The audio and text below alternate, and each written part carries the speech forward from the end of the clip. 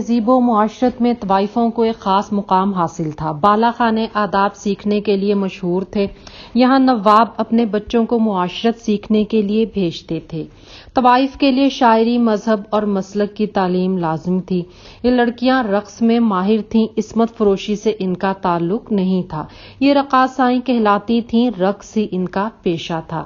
طوائف نے زیادہ عروج اودھ اور لکھنؤ میں حاصل کیا۔ بنارس، ایودھیا، دلی، پنجاب اور دیگر علاقوں سے تعلق رکھنے والی خواتین فنکار جنہیں رقاصائیں کہتے تھے، انہوں نے دلی میں بہت عروج حاصل کیا۔ بادشاہ اور نواب عیش پرست تھے۔ رقص و سرور کی محفلیں درباروں میں سجائی جاتی تھیں۔ برصغیر پر انگریزوں کے بڑھتے ہوئے تسلط کے سامنے ہندوؤں نے تو گھٹنے ٹیک دیے، لیکن مسلمانوں نے مزاحمت جاری رکھی، جس کا آخری مظاہرہ 1857 کی جنگ آزادی کی صورت میں سامنے آیا، جسے فرنگیوں نے غدر کا نام دیا۔ اس جنگ میں طوائفیں بھی مسلمانوں کے شانہ بشانہ لڑیں۔ انہوں نے انگریزوں کو ہندوستان سے بھگانے کے لیے عملی طور پر جنگ میں حصہ لیا اور انگریز دشمنی مول لی۔ ہندوستان پر قابض ہوتے ہی فرنگیوں نے سوچی سمجھی سازش کے تحت ان طوائفوں کے بالا خانے اجاڑ دیے، ان طوائفوں کی جائیدادیں ضبط کر لیں۔ انگریزوں نے طوائفوں سے متعلق پرانے قوانین کو تبدیل کیا، صحت اور امن کی آڑ لے کر پابندیاں لگائی گئیں۔ کوٹھے اخلاقی گراوٹ کے اڈے قرار پائے۔ انگریزوں کی نظر ان کی دولت پر تھی، جو سونے، ہیرے، جواہرات کی صورت میں تھی۔ اس دولت کو مارکیٹ میں لانا ضروری ٹھہرا۔ ان طوائفوں کو پیشہ ور بننے پر مجبور کر دیا گیا، جو صرف رقص تک محدود تھیں۔ ان طوائفوں کو سارے معاشرے میں پھیلا دیا گیا۔ دلی اجڑ گیا، حکومت مغلوں سے چھن گئی۔ کیا نواب، شاعر، موسیقار، طوائف سب نے لکھنؤ کا رخ کر لیا۔ تاریخ میں چند طوائفیں جو بہت مشہور ہوئیں، ان میں ایک اردو کی پہلی صاحب دیوان شاعرہ ماہ لقا بائی چندہ بھی ہیں، جنہیں حالات نے طوائف بننے پر مجبور کیا، جو نواب آصف جاہ ثانی سے وابستہ تھیں۔ ان کی والدہ راج کنور بائی راجہ سالم سنگھ اور نواب بسالت خاں سے وابستہ رہیں۔ کئی چاند تھے سرے آسمان کے چمک چمک کے پلٹ گئے، کئی چاند تھے سرے آسمان کے چمک چمک کے پلٹ گئے، نہ لہو میرے ہی جگر میں تھا، نہ تمہاری زلف سیاہ تھی۔ مرزا داغ دہلوی اور وزیر خانم۔ وزیر خانم مرزا یوسف سونار اور اصغری بائی کی بیٹی تھی۔ یوسف سونار کا اصل وطن اتر پردیش تھا۔ یوسف کے دادا مخصوص اللہ ہجرت کر کے کشمیر جا آباد ہوئے اور قالین بافی کا کام کرنے لگے۔ یہاں ان کے والد یعقوب پیدا ہوئے، جو انگریزی فوج میں بھرتی ہو گئے اور ایک لڑائی میں مارے گئے۔ یوسف زندہ بچ گیا، جس کی عمر اس وقت 10 سال تھی، جسے ایک طوائف اکبری بائی نے پالا پوسا۔ 15 سال کی عمر میں اکبری بائی نے یوسف کی شادی اپنی بیٹی اصغری بائی سے کر دی۔ یوسف سونار نے اکبری بائی کے اڈے کو چھوڑ کر دلی کے کوچہ رائے مان میں ایک مکان کرائے پہ لے لیا۔ اصغری نے بھی ایک پاک باز بیوی کی طرح زندگی گزار دی۔ اس کے ہاں 3 بیٹیاں پیدا ہوئیں، انوری خانم عرف بڑی بیگم، عمدہ خانم عرف منجلی بیگم اور وزیر خانم عرف چھوٹی بیگم۔ انوری خانم کی شادی ایک دیندار آدمی سے کر دی گئی اور وہ شریفانہ زندگی گزارنے لگی۔ دوسری لڑکی عمدہ خانم تیز ترار تھی، اس پر نانی اکبری بائی کا بہت اثر تھا، آزاد خیال تھی۔ چھوٹی بیگم یعنی وزیر بیگم کا بھی اپنی نانی کے ساتھ خاص تعلق تھا۔ اس نے نانی کے بالا خانے سے تہذیب اور ادب و آداب سیکھ لیے تھے، کچھ موسیقی کی تعلیم بھی لی تھی، کچھ شعر و شاعری میں بھی دلچسپی لی تھی۔ اس کے رنگ ڈھنگ شریفوں والے نہیں تھے۔ وزیر خانم کی جوانی کا دور تھا، اس کی عمر 15 سال تھی کہ وزیر بیگم کا سامنا مزار کی زیارت کرتے ہوئے ایک انگریز آفیسر مارکسٹن بلیک سے ہو گیا۔ یہ وہ زمانہ ہے جب انگریز پوری قوت کے ساتھ ہندوستان پر قابض نہیں ہوئے تھے، صرف اثر و رسوخ رکھتے تھے۔ ایک دن وزیر بیگم زیارت کی غرض سے اپنے باپ کے ساتھ درگاہ پہ جاتی ہیں اور راستے میں انہیں شدید طوفان کا سامنا کرنا پڑتا ہے۔ جب ہر طرف آندھی ہی آندھی نظر آتی ہے تب دھندلا سا سایہ نمودار ہوتا ہے۔ یہ انگریز آفیسر مارکسٹن بلیک ہے جو انہیں صحیح سلامت اپنی گاڑی میں گھر پہنچا دیتا ہے۔ ایسے یہ ملاقاتیں بڑھتی ہیں اور مارکسٹن بلیک وزیر بیگم کو اپنے گھر لے آتا ہے۔ تاہم وہ اس سے شادی نہیں کرتا پر اسے خوش بہت رکھتا ہے۔ وزیر خانم کے 2 بچے ہوتے ہیں، ایک بیٹا اور ایک بیٹی، اور وہ بلیک مارکسٹن کے ساتھ زندگی عیش و عشرت کے ساتھ گزار رہی ہوتی ہے کہ ایک بلوے میں بلیک کا قتل ہو جاتا ہے۔ بلیک کے رشتہ دار وزیر بیگم سے دونوں بچے یہ کہہ کر لے لیتے ہیں کہ وہ اب اس قابل نہیں ہے کہ ان بچوں کی پرورش کر سکے۔ وزیر خانم اور بلیک کے یہ دونوں بچے انگلستان بھیج دیے جاتے ہیں اور وزیر بیگم پھر کبھی ان سے مل نہیں پاتی۔ چھوٹی سی عمر کی بیوگی اور بچوں کی جدائی نے وزیر بیگم کو نڈھال کر رکھا ہے۔ وزیر خانم کی عمر 19 سال ہے۔ وہ کرائے کا گھر لے کر اکیلی رہتی ہے، تاہم اس کی بہن منجلی بیگم اور بہنوئی اس کا ساتھ دیتے ہیں اور اس کا خیال رکھتے ہیں۔ یہیں سے وہ دل بہلانے کو شعر و سخن میں دلچسپی لینے لگتی ہے۔ وہ شاعرہ نہیں ہے لیکن مشاعروں میں جانے لگتی ہے۔ اس کا خوبصورت انداز بیان ہر کسی کو متاثر کرتا ہے۔ کچھ لوگ اسے بری نظر سے بھی دیکھتے ہیں۔ اسے ایک مخلص ساتھی کی تلاش ہے۔ دہلی میں وزیر خانم ریزیڈنٹ دولت کمپنی بہادر ولیم فریزر کے ہاں ایک محفل مشاعرہ میں جاتی ہے جہاں نواب شمس الدین خان والی لوہارو سے بھی اس کی ملاقات ہوتی ہے۔ اس مشاعرے میں ہندوستان کے بڑے شاعر نواب اور عمائدین شہر شامل ہیں۔ مرزا غالب بھی شاعر کی حیثیت سے مدعو ہیں۔ ولیم فریزر اور نواب شمس الدین خان دونوں وزیر بیگم میں دلچسپی لیتے ہیں۔ وزیر خانم کو نواب شمس الدین بھا گئے ہیں۔ دونوں وزیر خانم کے گھر کے چکر لگانے لگتے ہیں۔ اب وہ نواب شمس الدین کے محل آنے جانے لگی ہے اور پھر بغیر نکاح کے ان کے ساتھ رہنے لگی۔ ولیم فریزر بھی وزیر خانم کے گھر کے چکر لگاتا ہے لیکن وزیر اسے اہمیت نہیں دیتی اور نواب سے ولیم کی شکایت کر دیتی ہے۔ نواب شمس الدین خان رقابت کے جذبے کے تحت ولیم کا قتل کروا دیتے ہیں۔ نواب شمس الدین خان وزیر خانم سے نکاح کر لیتے ہیں۔ 1831 میں وزیر کے ہاں ایک بیٹا پیدا ہوتا ہے جس کا نام نواب مرزا رکھا گیا۔ یہ لڑکا نواب مرزا بڑا ہو کر ہندوستان کا نامور شاعر مرزا داغ دہلوی بن گیا۔ ولیم کے قتل کی سازش کے جرم میں نواب شمس الدین کو پھانسی دے دی گئی۔ نومبر 1840 میں وزیر خانم کے والد یوسف سنار کا انتقال ہو گیا۔ اس کے 2 سال بعد وزیر خانم کے لیے آغا مرزا مولوی تراب علی کی طرف سے شادی کی بات کی گئی اور بڑی بہن کی بات کو مانتے ہوئے وزیر خانم شادی کے لیے راضی ہو گئی۔ شیعہ اور سنی دونوں طریقے سے نکاح کیا گیا۔ اس شوہر سے وزیر خانم کو ایک بیٹا پیدا ہوا جس کا نام شاہ محمد رکھا گیا۔ 1843 میں بچے کی پیدائش ہوئی اور کچھ عرصے بعد یہ بچہ وفات پا گیا۔ 4 ماہ بعد آغا مرزا تراب علی ہاتھیوں اور گھوڑوں کی خرید کے لیے سون پور بہار کے لیے روانہ ہوئے۔ واپسی پر بھوانی ماتا کے پیروکار ٹھگوں کے ہاتھوں اپنے ساتھیوں سمیت مار دیے گئے۔ ان کا بچہ بھی وفات پا چکا ہے۔ بڑی مشکلوں کے بعد ان کی لاشوں کو تلاش کیا جا سکا۔ وزیر خانم ایک بار پھر اکیلی ہو گئی۔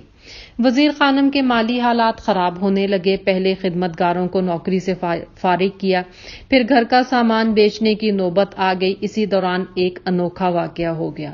شہنشاہ ہندوستان بہادر شاہ ظفر کے بیٹے مرزا فتح الملک بہادر مرزا فخرو کو وزیر خانم سے شادی کا خیال آیا۔ انہوں نے مناسب طریقے سے پہلے بادشاہ سلامت سے اس کی اجازت لی، پھر وزیر خانم کی بڑی بہن عمدہ خانم کے گھر میں وزیر خانم کے رشتے کا پیغام بھیجا۔ 24 جنوری 1845 کو یہ شادی شرعی طریقے کے مطابق ہو گئی۔ وزیر خانم اپنے ویراں اور اجڑے ہوئے گھر سے شاہی محل میں پہنچ گئی۔ ان کے ساتھ ان کی خادمہ حبیب النساء بھی تھی اور ان کا نواب شمس الدین خان سے ہونے والا بیٹا نواب مرزا بھی تھا۔ بہادر شاہ ظفر نے اپنی اس بہو کو شوکت محل کا خطاب دیا۔ یہاں سے وزیر خانم نے اپنی زندگی کے 11 سال شاہانہ طریقے سے بسر کیے اور محل میں رہیں۔ شاہزادہ فخرو سے وزیر خانم شوکت محل کے ہاں ایک بیٹا پیدا ہوا، اس کا نام خورشید مرزا رکھا گیا۔ 1856 میں اچانک شاہزادہ فخرو مرزا معمولی علالت کے بعد انتقال کر گئے۔ بہادر شاہ ظفر اپنے بڑھاپے کی انتہا پر تھے۔ ان کی ملکہ زینت محل جو ان کی سر چڑھی ملکہ تھی، ان کے بڑھاپے کی وجہ سے محل کے سارے فیصلے خود کرتی تھی۔ شاہزادہ فخرو کے چہلم کے تیسرے روز زینت محل نے وزیر خانم کو اپنے پاس بلایا اور حکم سنایا کہ وہ محل کو فوری طور پر چھوڑ دے۔ وزیر خانم ایک دفعہ پھر بے آسرا ہو گئی۔ اگلے روز مغرب کے بعد قلعے کی لاہوری دروازے سے وزیر خانم کا قافلہ باہر نکلا۔ ان کے بیٹے نواب مرزا اور خورشید مرزا ان کے ساتھ تھے۔ یہ قافلہ رامپور پہنچا اور باقی ماندہ زندگی وزیر خانم نے رامپور میں اپنی بہن کے ساتھ گزار دی اور رامپور ہی میں وفات پائی۔ کعبے کی ہے ہوس کبھی کوئے بتاں کی ہے، کعبے کی ہے ہوس کبھی کوئے بتاں کی ہے، مجھ کو خبر نہیں میری مٹی کہاں کی ہے۔ سن کر میرا فسانہ انہیں لطف آ گیا، سن کر میرا فسانہ انہیں لطف آ گیا، سنتا ہوں اب کے روز طلب قصہ خاں کی ہے۔ کچھ تازگی ہو لذتے آزار کے لیے، کچھ تازگی ہو لذتے آزار کے لیے، ہر دم مجھے تلاش نئے آسماں کی ہے۔ جاں بر بھی ہو گئے ہیں بہت مجھ سے نیم جان، جاں بر بھی ہو گئے ہیں بہت مجھ سے نیم جان، کیا غم ہے اے طبیب جو پوری وہاں کی ہے۔ حسرت برس رہی ہے ہمارے مزار پر، حسرت برس رہی ہے ہمارے مزار پر، کہتے ہیں سب یہ قبر کسی نوجواں کی ہے۔ وقت خرام ناز دکھا دو جدا جدا، وقت خرام ناز دکھا دو جدا جدا، یہ چال حشر کی یہ روش آسماں کی ہے۔ فرصت کہاں کہ ہم سے کسی وقت تو ملے، فرصت کہاں کہ ہم سے کسی وقت تو ملے، دن غیر کا ہے رات تیرے پاس باقی ہے۔ قاصد کی گفتگو سے تسلی ہو کس طرح، قاصد کی گفتگو سے تسلی ہو کس طرح، چھپتی نہیں وہ بات جو تیری زباں کی ہے۔ جور رقیب و ظلم فلک کا نہیں خیال، جور رقیب و ظلم فلک کا نہیں خیال، تشویش ایک خاطر نامہرباں کی ہے۔ سن کر میرا فسانہ غم اس نے یہ کہا، سن کر میرا فسانہ غم اس نے یہ کہا، ہو جائے جھوٹ سچ یہی خوبی بیاں کی ہے۔ دامن سنبھال باندھ کمر آستین چڑھا، دامن سنبھال باندھ کمر آستین چڑھا، خنجر نکال دل میں اگر امتحان کی ہے۔ ہر ہر نفس میں دل سے نکلنے لگا غبار، ہر ہر نفس میں دل سے نکلنے لگا غبار، کیا جانے گرد راہ یہ کس کارواں کی ہے۔ کیوں کرنا آتے خلد سے آدم زمین پر، کیوں کرنا آتے خلد سے آدم زمین پر، موضوع وہیں وہ خوب ہے جو سنتے جہاں کی ہے۔ تقدیر سے یہ پوچھ رہا ہوں کہ عشق میں، تقدیر سے یہ پوچھ رہا ہوں کہ عشق میں تدبیر کوئی بھی ستم ناگہاں کی ہے۔ اردو ہے جس کا نام ہمیں جانتے ہیں داغ، اردو ہے جس کا نام ہمیں جانتے ہیں داغ، ہندوستان میں دھوم ہماری زباں کی ہے۔ داغ دہلوی اردو ادب کے عظیم شاعر ہیں جنہوں نے اردو غزل کو اس کی ہرما نصیبی سے نکال کر محبت کے وہ ترانے گائے جو اردو غزل کے لیے نئے تھے۔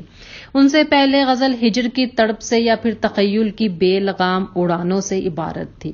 داغ نے اردو غزل کو ایک شگفتہ اور رجائی لہجہ دیا اور ساتھ ہی اسے بوجھل فارسی تراکیب سے باہر نکال کر قلعہ معلیٰ کی خالص ٹکسالی اردو میں شاعری کی، جس کی داغ بیل خود داغ کے استاد شیخ ابراہیم ذوق رکھ گئے تھے۔ نیا اسلوب سارے ہندوستان میں اس قدر مقبول ہوا کہ ہزاروں لوگوں نے اس کی پیروی کی اور ان کے شاگرد بن گئے۔ زبان کو اس کی موجودہ شکل میں ہم تک پہنچانے کا سہرا بھی داغ کے سر ہے۔ داغ ایسے شاعر اور فنکار ہیں جو اپنے فکر و فن، شعر و سخن اور زبان و ادب کی تاریخی خدمات کے لیے کبھی فراموش نہیں کیے جائیں گے۔ داغ کا نام نواب مرزا خان تھا، تخلص داغ دہلوی تھا جس سے مشہور ہوئے۔ وہ 25 مئی 1831 میں دہلی میں پیدا ہوئے۔ ان کے والد نواب شمس الدین 1827 سے 1835 تک والی لوہارو رہے۔ نواب شمس الدین خان کو اس وقت جب داغ تقریباً 6 سال کے تھے، دہلی کے ریزیڈنٹ ولیم فریزر کے قتل کی سازش میں ملوث ہونے کے الزام میں پھانسی دے دی گئی۔ اس کے بعد جب ان کی عمر 13 سال کی تھی، ان کی والدہ نے اس وقت کی برائے نام مغلیہ سلطنت کے ولی عہد مرزا فخرو سے شادی کر لی۔ اس طرح داغ کی ذہنی اور علمی تربیت قلعہ کے ماحول میں ہوئی۔ ان کو اپنے وقت کی بہترین تعلیم دی گئی جو شاہزادوں کے لیے مخصوص تھی۔ قلعے کی رنگین اور ادبی ماحول میں داغ کو شاعری کا شوق پیدا ہوا۔ انہوں نے ذوق کی شاگردی اختیار کر لی۔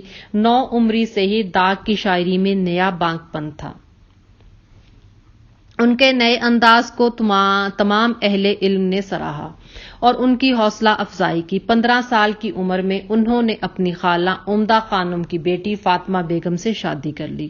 عمدہ خانم نواب رامپور یوسف علی خان کے تصرف میں تھیں۔ داغ کی زندگی کا بہترین وقت لال قلعہ میں گزرا۔ یہیں کے ماحول نے ان کے مزاج میں رنگینی پیدا کی، یہیں ان کی تکمیل کا سامان بھی ہوا۔ اس زمانے میں طوائفوں سے تعلقات رکھنا معیوب نہیں تھا بلکہ قابل فخر تھا۔ اس ماحول نے داغ کو شاہد باز بنا دیا۔ وہ حسن پرست تھے اور زندگی کے آخری دنوں تک ایسے ہی رہے۔ داغ کی شعر گوئی کا سب سے بڑا محرک خوبصورت چہرہ تھا لال قلعہ میں داغ تقریباً 14 سال رہے۔ 1856 میں مرزا فخرو کا انتقال ہو گیا اور داغ کو وہاں سے باہر نکلنا پڑا۔ ایک ہی سال بعد 1857 کا غدر ہوا اور داغ دہلی کو بھی خیر آباد کہہ کے رامپور چلے گئے جہاں وہ نواب کے مہمان کی طرح رہے۔ اس وقت رامپور میں بڑے بڑے اہل فن جمع تھے اور داغ کو اپنی پسند کا ماحول میسر تھا۔ نواب یوسف علی خان کی موت کے بعد نواب کلب علی کا اقتدار شروع ہوا۔ وہ داغ کی صلاحیتوں سے متاثر تھے۔ انہوں نے داغ کو کارخانہ جات اور استبل کا داروغہ مقرر کر کے ان کی تنخواہ 70 روپے ماہانہ مقرر کر دی۔